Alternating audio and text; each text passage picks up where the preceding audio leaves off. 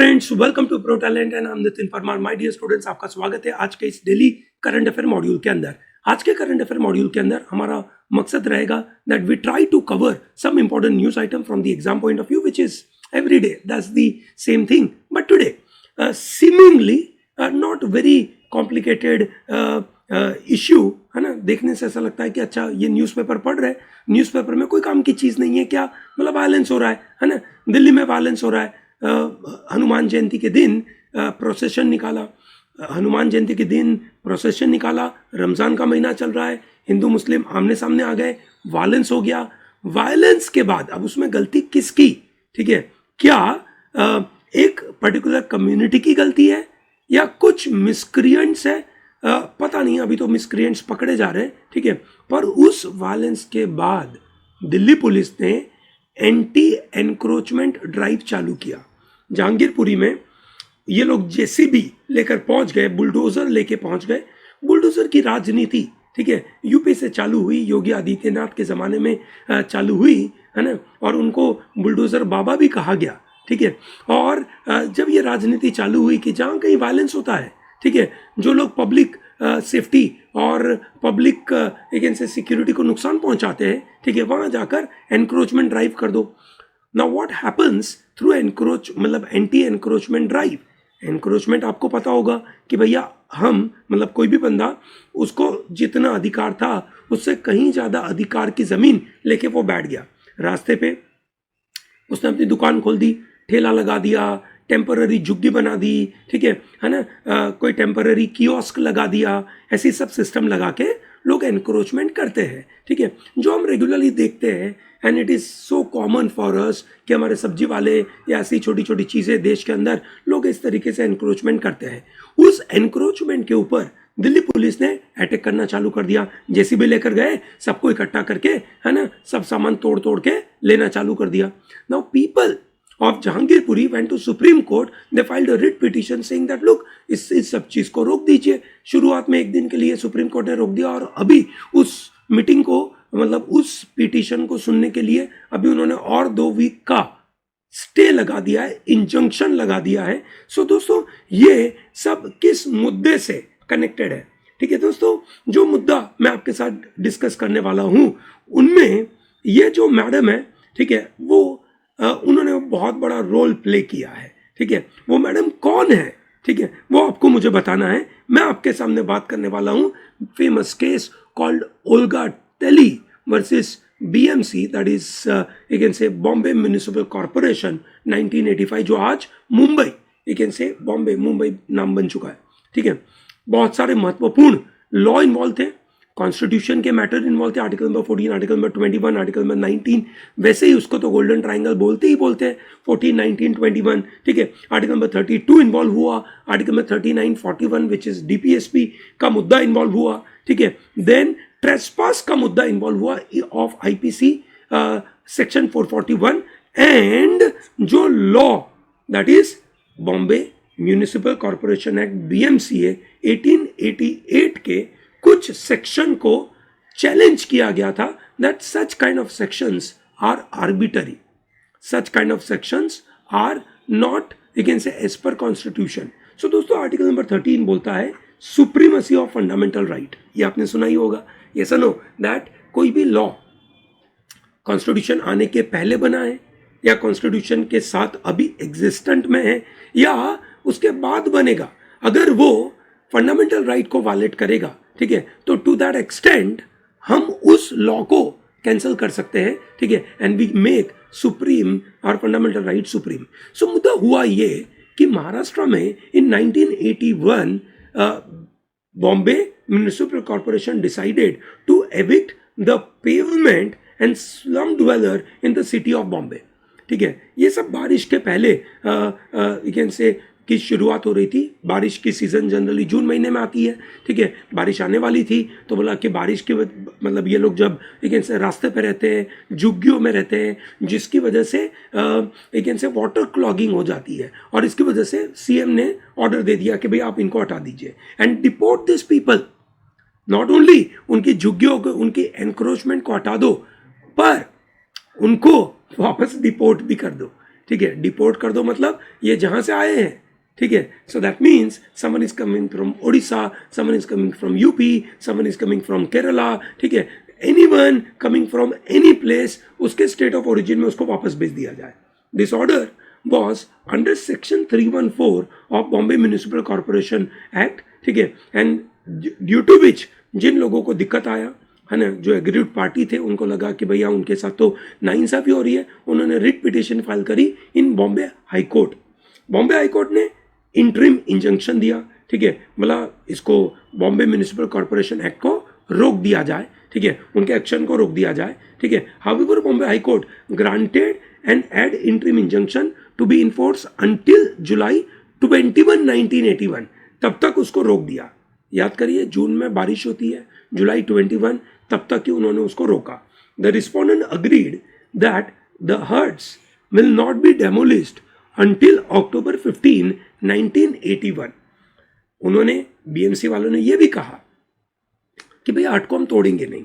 कब तक नहीं तोड़ेंगे? अक्टूबर 15, 1981 तक हम तोड़ेंगे नहीं, क्योंकि तब तक बारिश खत्म हो जाएगी. But contrary to this agreement between the petitioner and the respondents, that is BMC and the, you can say, जो लोग रास्ते पे रहते थे उनके बीच में अग्रीमेंट हुआ, ठीक है. The petitioners deported out of Bombay on July 23, 1981. उनको पकड़ पकड़ कर डिपोर्ट करना चालू कर दिया. जस्ट इमेजिन, ठीक है, आप जिस जगह रहते हो, ठीक है, आप उस जगह के ओरिजिन वाले नहीं हो, तो आपको पकड़ के निकाल दिया जाए. व्हाट अबाउट आर्टिकल 19, ठीक है, right to reside anywhere in the country, and what about right to move anywhere in the country, ठीक है. So respondent challenge this order on the ground that it violates Article 19 and 21 of the Constitution, ठीक है, and also the section 312, 313 and 314 of Bombay Municipal Act is violative of 14, 19 and 21 of the Constitution. तो ये बड़ा challenging scenario create हुआ, ठीक है. तो दोस्तों, सबसे पहले हम समझते हैं कि ये लॉ कौन से है, ठीक है, क्या क्या लीगल इश्यूज इन्वॉल्व होते हैं इस मामले में, ताकि हमें समझ में आए कि जहांगीरपुरी के केस जो है उसमें क्या लीगल इश्यूज क्रिएट होंगे. पहला सवाल, क्या you can say right to life and livelihood can come under article number 21 और not. What do you mean by right to livelihood? Right to livelihood, these people who are coming from different states and they are staying on the roadside, ठीक है, or they are staying in a slums, they say कि हम लोग जहाँ रहते हैं, ठीक है, वहाँ से हम जहाँ नौकरी करने जाते हैं वो नज़दीक है. आप अगर हमें डिपोर्ट करेंगे तो हमारा लाइवलीहुड छिन जाएगा. क्या हमारे पास हमारा लाइवलीहुड का कोई अधिकार नहीं है? कोर्ट ने बोला. चलिए सुनते इस बात को. सिमिलरली 312, 313, 314 का कॉन्स्टिट्यूशनलिटी चेक हो रहा है. दोस्तों, कॉन्स्टिट्यूशनलिटी चेक होना बड़ा इंपॉर्टेंट मुद्दा है. ये मुद्दे के ऊपर एग्जाम के अंदर, क्लैट के एग्जाम के अंदर कहीं ना कहीं क्वेश्चंस तो बनते हैं, ठीक है. एक पैसेज तो पक्का इसी के ऊपर आता है कि फलाना लॉ बना है और वो कॉन्स्टिट्यूशनल सिद्धांतों के मुताबिक सही है या गलत है. Then there is a very interesting question, a question of estoppel against fundamental rights और वेवर ऑफ फंडामेंटल राइट्स, ठीक है. मतलब अगर कोई ना कोई तरीके से, अगर हम एस्टॉपल की बात करें, एस्टॉपल का मतलब होता है कि कोर्ट के ऑर्डर के द्वारा कोई बंदे को रोक लगा देना, कोर्ट के ऑर्डर के द्वारा कोई लोगों को रोक लगा देना. Estoppel against fundamental right, can court order estoppel, ठीक है, अगेंस्ट फंडामेंटल राइट, कि फंडामेंटल राइट के खिलाफ उसको रोकने की कोशिश करेंगे. या whether pavement dwellers are trespasser under IPC or not, क्या उनको ट्रेसपासर कहा जाएगा? वो एनक्रोचमेंट करते हैं, उनको ट्रेसपासर कहा जाएगा. ट्रेसपासर उसके लिए होता है जनरली किसी की प्राइवेट प्रॉपर्टी है. ये तो प्राइवेट प्रॉपर्टी नहीं है, ये तो गवर्नमेंट की प्रॉपर्टी है. गवर्नमेंट की प्रॉपर्टी में उनको ट्रेसपासर कहा जाएगा. बड़ा सवाल पैदा होता है. चलिए पहले 312, 313 एंड 314 क्या लिखा है वो समझते हैं, ठीक है. 312A बोलता है, without the permission of commissioner no person should be allowed to erect or set up any wall, fence, rail, post, step, booth or other structure or fixture in or upon any street, upon over any open channel, drain, well or tank in any street and form an obstruction encroachment and projection therefore, है ना, मतलब कोई भी बंदा कोई भी तरीके की चीज खड़ी नहीं करेगा if it is an open road, open street, open wall, open channel, उसके ऊपर कोई तरीके का कंस्ट्रक्शन नहीं करेगा बगैर अप्रूवल ऑफ कमिश्नर। 313 बोलता है दैट प्रोहिबिशन ऑफ इंस्टॉलिंग और depositing certain things in the street without any permission, ठीक है, कि भाई कोई तरीका का इंस्टॉलमेंट नहीं होगा, मतलब कोई भी स्ट्रक्चर खड़ा नहीं करा जाएगा कोई भी स्ट्रीट के ऊपर, या उसके ऊपर कोई डिपॉजिट लगाकर, पत्थर लगाकर, है ना, वहां पे कोई बैठेगा नहीं, ठीक है। So without any permission nobody can do this, ठीक है। आप देखते होंगे आप अपने एरिया में जहाँ कहीं आप जहाँ रहते होंगे वहाँ पे जो यू कैन से सब्जी वेंडर्स है, ठीक है, वो एनक्रोचमेंट करके बैठे होते हैं, ठीक है। तो क्या उनको इस तरीके का अलाउड है? टेम्पररी स्ट्रक्चर, और अगर वो चलते चलते चलते चलते लेके जाते हैं, ठीक है, कोई प्रॉब्लम नहीं है, पर उसने कहीं पे परमानेंट जैसा, सो कॉल्ड परमानेंट जैसा स्ट्रक्चर बना दिया तो वो लीगल नहीं है। 313A talks about requirement of license for the sale in the public places, उनके पास लाइसेंस होना चाहिए, ठीक है। भैया सब्जी वाला लाइसेंस लेने जाएगा, कुछ सब्जी वाले लेने जाते हैं, महंगा पड़ता है पर लेके तो आते हैं, ठीक है, और बहुत सारे सब्जी वाले लेके नहीं आते। 314 talks about the power given to the commissioner to remove any and everything which is erected, deposited, hawked in contravention to this particular law without any prior notice. Commissioner के पास पावर है, बिल्कुल पावर है, वो ऐसा कर सकते हैं विदाउट गिविंग एनी नोटिस। भैया इनको नोटिस ही नहीं मिली जहांगीरपुरी वाले लोगों को, ठीक है ना, तो ये उसके बारे में उनके पास अधिकार है, ऐसा बीएमसी का एक्ट बोल रहा था। आईपीसी की धारा 441 बोलती है दैट क्रिमिनल ट्रेसपास, ठीक है, whoever enters into upon property in possession of another with the intent to commit an offense or to intimidate or to insult or to annoy any person in the possession of that property or having lawfully entered or upon such property unlawfully remains there with the intent thereby to intimidate, insult, annoy any such person or with intent to commit an offense is said to commit criminal trespass। तो ये criminal trespass हो गया, I'm sure आपने सुना होगा। अब सो petitioner ने क्या आर्ग्यू किया, है ना, नोट किया जाए। पिटिशनर क्या डिमांड कर रहे थे कि भैया they have right to livelihood, ठीक है, हमारे पास आर्टिकल नंबर 21 का तो अधिकार है, ठीक है, क्या article number 21 right to life में राइट टू लाइवलीहुड इंक्लूड करना चाहिए? उन्होंने बोला हाँ, क्योंकि आप अगर हमें एविक्ट कर दोगे, आप हमें यहाँ से निकाल दोगे, ठीक है ना, तो हम काम क्या करते हैं, ठीक है, हम कोई बड़े बड़े दुकानों में या बड़ी बड़ी ऑफिस में काम थोड़ी करते हैं, हम तो रास्ते पे बैठ के काम करते हैं, है ना। आप अगर हम रास्ते से निकाल दोगे, हमारा राइट टू लाइवलीहुड आप हटा दोगे, विच इज़ नॉट फेयर, ठीक है। और आपका जो आर्टिकल नंबर 314 है, ठीक है, विच इज़ आर्बिटरी अनरिजनेबल है, ठीक है। तो ये उन्होंने पिटिशनर ने आर्ग्यू किया। रिस्पोंडेंट बोलते हैं कि pavement dwellers had already considered in the High Court and had agreed not to claim any fundamental right to put up huts on the pavement। ये हमारे साथ अग्री तो कर चुके थे हाई कोर्ट में, जब हमने इंजंक्शन लगाया कि हम आपको यहाँ से आपका हट निकालेंगे नहीं, ठीक है, हाँ, तो इन्होंने अग्री तो कर चुके थे कि we will not ask for any kind of fundamental right, ठीक है। यही तो एक बड़ा सवाल पैदा होता है कि क्या आप किसी के साथ अग्रीमेंट करके अपने फंडामेंटल राइट को वेव ऑफ कर दोगे? क्या हाई कोर्ट इस तरीके के अग्रीमेंट को वैलिड मानेगा? ये बड़ा सवाल है। And they also agreed to not to create hindrance in the demolition of huts after the due date. उस ड्यू डेट के बाद ये लोग हिंडरेंस करेंगे नहीं, ठीक है। तो क्या ये नेचुरल जस्टिस का पार्ट है या नहीं, ठीक है। So the question of natural justice is you can say created, ठीक है, on behalf of petitioner, that is it viable or justifiable enough to give this opportunity of hearing to the trespassers who have encroached on the public property। भैया natural justice ये बोलता है कि अगर कोई आदमी ने गलत काम किया है, क्या उसको हम कोई अधिकार देंगे? ये तो एनक्रोचर्स है, क्या उन एनक्रोचर्स को ये अधिकार मिलना चाहिए? उनको सुनना भी चाहिए। The person who have committed crime, do they deserve such kind of you can से हियरिंग? तो नेचुरल जस्टिस बोलता है ऑदी आल्तरेम पार्तेम। क्या बोलता है भैया? ऑदी आल्तरेम पार्तेम, ठीक है भैया। जो भी अदर पार्टी है, ठीक है, जो भी अदर पार्टी है उसको सुनना बिल्कुल ज़रूरी है ना। तो ऑब्वियसली इनका आर्गुमेंट तो बहुत स्ट्रांग था ही नहीं, तो ये तो हारने वाले थे, ये पक्का था। तो क्या रीज़न के ऊपर सुप्रीम कोर्ट ने अपना जजमेंट दिया?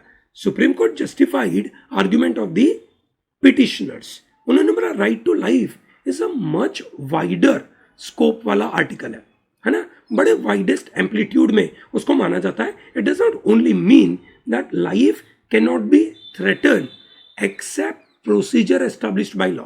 ठीक है भाई, हम मानते हैं कि आपने लॉ बना के रखा है, लॉ बनाने के बाद आप किसी की लाइफ को थ्रेटन करते हो तो एक लेवल पे हम मान सकते हैं। फॉर एग्जाम्पल जैसे कोई क्रिमिनल है, उसने किसी का मर्डर किया है, ठीक है, आप उसको थ्रेटन करते हो कि भाई मैं तेरे को पकड़ के जेल में डाल दूंगा, तो क्योंकि अगेन से प्रोसीजर एस्टेब्लिश बाय लॉ है। पर क्या ऐसे केस में प्रोसीजर एस्टेब्लिश बाय लॉ चलेगा? बोला नहीं, ठीक है, because the definition restricts its ambit. Right to life बहुत ब्रॉड है, तो ऑटोमेटिकली उसके डेफिनेशन ही उसको बोल देता है कि भाई तुम ऐसा नहीं कर सकते। Court also recognise right to livelihood as the fundamental right as a part of right to life, ठीक है, and thereby कोई भी बंदे को without any proper reason you cannot, you can say, remove his livelihood, ठीक है। so दोस्तों, not including livelihood in the fundamental right, ठीक है, is a harming the spirit of article number 21। उसके spirit को ही नुकसान पहुंचाने की बात हो रही है। The Supreme Court added that deprivation of a person from this right should only be in accordance with the law, as depriving from his right can lead to deprivation of right to life। ठीक है, तो भैया ये उसको तो मिलना ही चाहिए।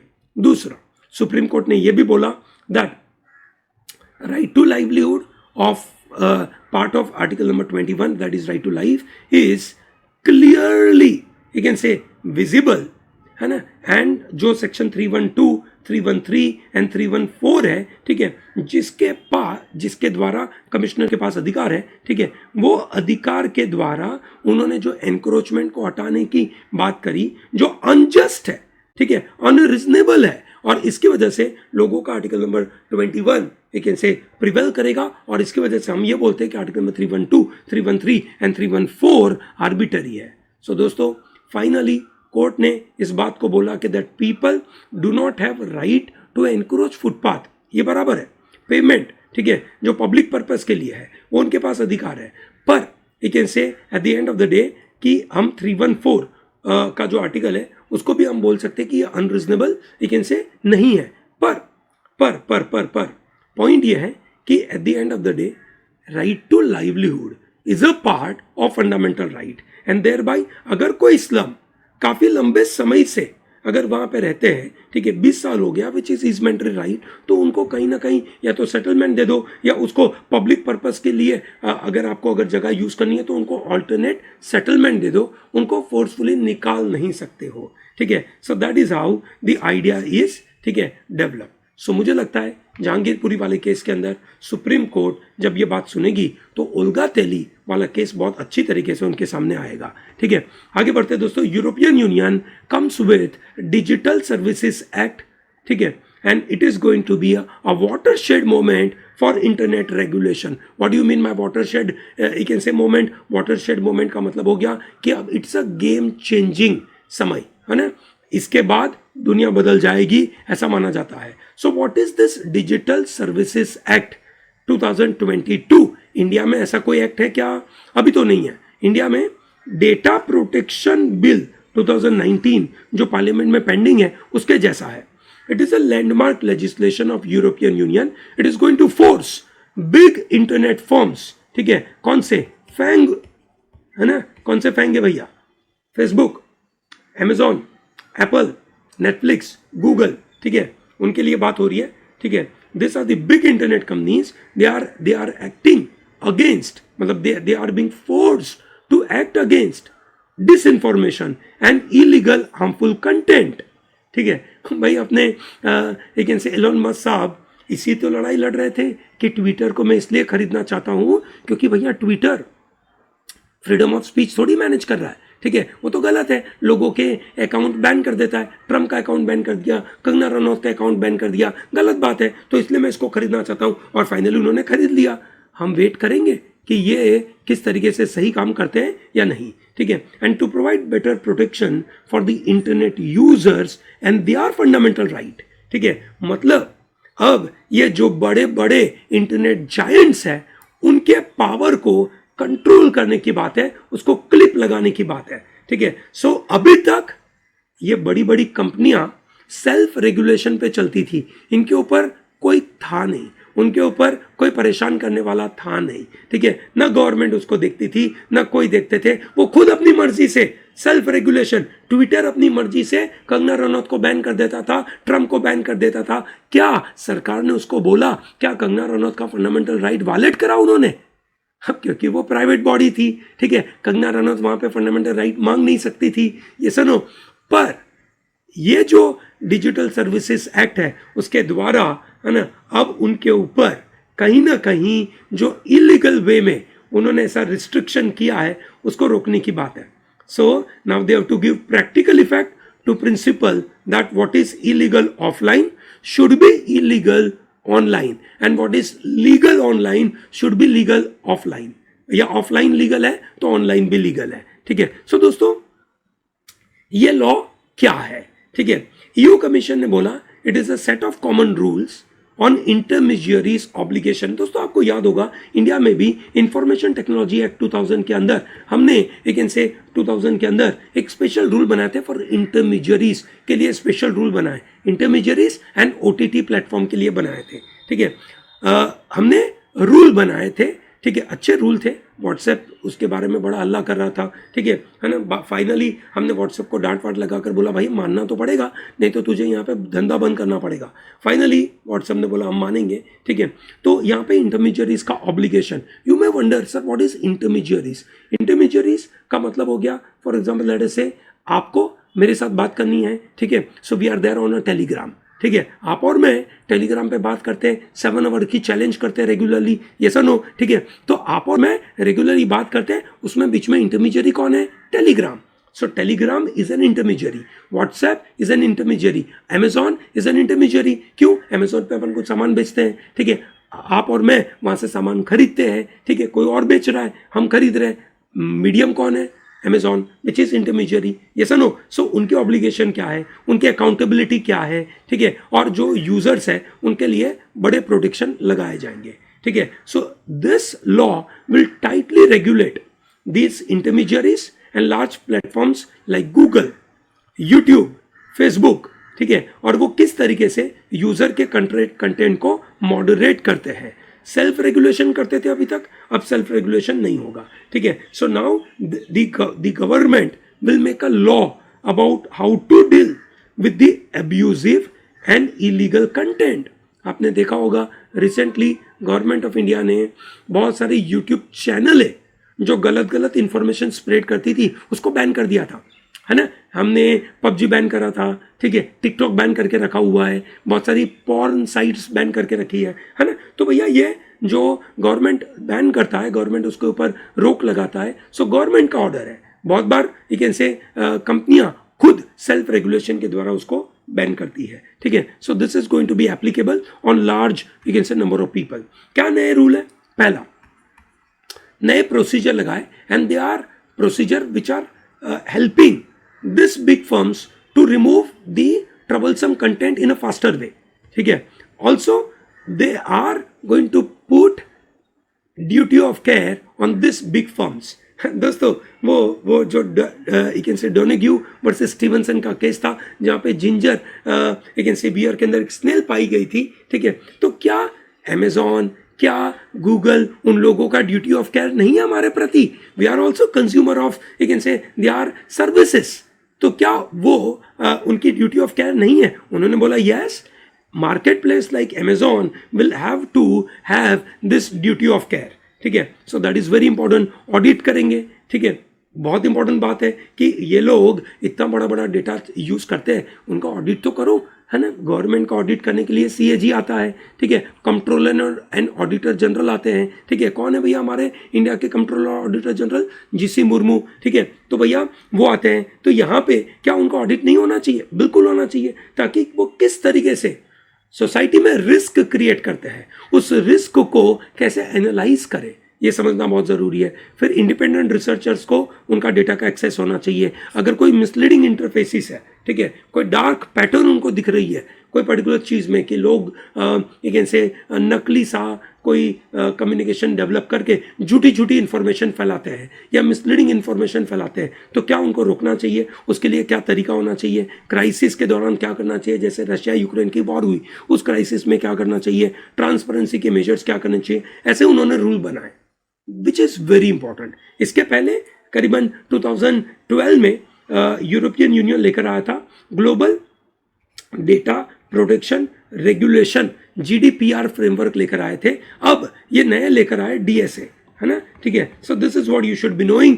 India सिर्फ इसके ऊपर बातें कर रहा है, कोई डिसीजन ले नहीं रहा है। हमारे यहाँ पे राइट टू प्राइवेसी के अंदर अगर हम बात करें, ठीक है, तो it is a fundamental right के पुट्टू स्वामी केस के अंदर सुप्रीम कोर्ट बोल चुका था कि right to privacy is a fundamental right.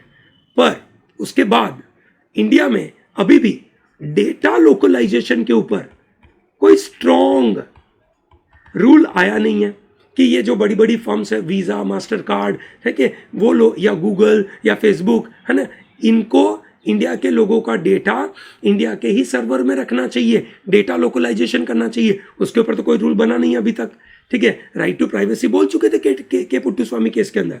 Pegasus का केस अभी भी अटका पड़ा है कि भैया पेगासस के केस के अंदर राइट टू लेकिन से प्राइवेसी लोगों की वायलेट हो रही है, उसका क्या करें, ठीक है। उसके बारे में अभी तक कोई जजमेंट आया नहीं है, ठीक है। Right to be forgotten should be included in our article number 21 or not, that is a big issue। Right to privacy के अंदर राइट टू बी फॉरगॉटन आना चाहिए या नहीं आना चाहिए, ऐसी सब बातें चल रही है। So which is very crucial.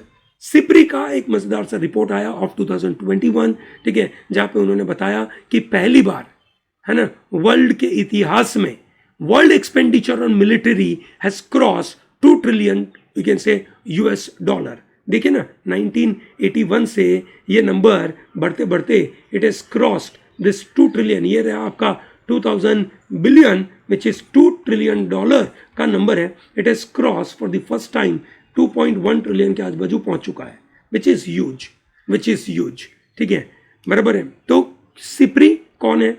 SIPRI is a Stockholm International Peace Research Institute, बहुत इंपॉर्टेंट इंस्टीट्यूट है। उन्होंने बताया 2021 के टॉप 5 स्पेंडर्स कौन है, बोला USA, then China, then India. India comes at number 3 in terms of military expenditure and then UK and Russia. मतलब अपन रशिया से भी ज़्यादा स्पेंड करते हैं। इसीलिए तो कल हमारे एक ऐसे एयर चीफ मार्शल, इंडिया के एयर चीफ मार्शल, ठीक है, उन्होंने मजेदार सा कमेंट लगाया। उनकी कमेंट का मतलब क्या होता है? उन्होंने कमेंट लगाया कि भैया India should be ready for small Wars, छोटी छोटी वॉर के लिए हमें तैयार रहना चाहिए। भैया बताइए, इंडिया के एयर चीफ मार्शल कौन है, ठीक है, मतलब एयरफोर्स के चीफ कौन है, ठीक है, नए आर्मी के चीफ कौन है, ठीक है, और नेवी के चीफ कौन है? ये तीन के नाम यहाँ पे कमेंट बॉक्स में फटाफट लिख दीजिए, ठीक है। और ये 5 मिलाकर, ठीक है, 62% एक्सपेंडिचर कर रहे हैं। USA और चाइना मिलाकर 52% कर रहा है। दोस्तों, एक ज़माने में, ठीक है, आप देखें कि पूरे वर्ल्ड का सबसे ज़्यादा कंजम्पशन अमेरिका करता था, 50% से ज़्यादा कंजम्पशन अमेरिका करता था। That was a time when America, ठीक है, was spending more than 50% of world's expenditure. अब चाइना उसके साथ कंपटीशन में आ चुका है और China is going to be a next super power, ऐसा माना जाता है। इंडिया का मिलिट्री एक्सपेंडिचर कितना है? It is $76.6 billion. We are third largest. हमने इसको बढ़ा दिया है 2012 से हम काफ़ी आगे बढ़ चुके हैं, ठीक है। क्यों हम ऐसा मतलब ज़्यादा एक्सपेंडिचर करें? Classic example is China. सबसे बड़ा प्रॉब्लम चाइना है, क्योंकि चाइना हमारे साथ बॉर्डर के ऊपर बड़े बड़े डिस्प्यूट क्रिएट कर रहा है और हमें उसके बारे में कोई ना कोई जवाब तो देना पड़ेगा, नहीं तो चाइना कहीं ना कहीं हमें परेशान कर देगा, ठीक है। यूक्रेन जैसी सिचुएशन हो जाएगी, रशिया हमारे पे अटैक कर लेगा। ऐसा थोड़ी होना चाहिए। चाइना के सामने हमें सेल्फ रिलायंट तो होना पड़ेगा, ठीक है। सो इसकी वजह से we are putting lot of effort. Pakistan का इतना पंगा नहीं है, ठीक है। सिप्री एक इंडिपेंडेंट इंटरनेशनल रिसर्च इंस्टीट्यूट है। 1966 में स्वीडन स्टॉकहोम में एस्टैब्लिश किया गया था, ठीक है। तो ये आपको पता होना चाहिए, ठीक है. I hope this is comfortable for everyone. Is this a very comfortable session. थोड़ा लंबा सेशन था पर बड़े काम का सेशन था. ओल्गा टेली का केस हमने केस देखा कि जहाँ पे वर्ल्ड मिलिट्री एक्सपेंडिचर के बारे में बात हुई. And then we also talked about one very crucial aspect related to data localisation and European Union का एक मजेदार सा लॉ.